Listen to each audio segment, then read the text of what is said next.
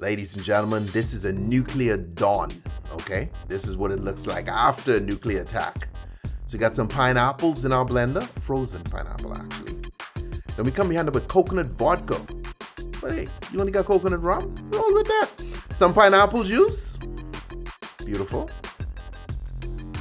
Blend. Okay, so there's coconut vodka, pineapple juice, coconut chunks, and we pour that mix over, okay? Notice it's all creamy and syrupy and slurpy, okay? We poke it with a spoon just because we can.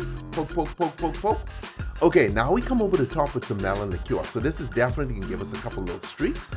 And then blue curaçao. This is a real cool mix because this can do some really weird stuff. Look at that drink.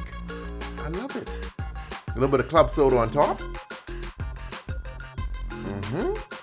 Perfect. It's a real crazy little mix. Stick a straw in. We're good to go. Nuclear dawn. Stay tipsy, friends. Stay tipsy.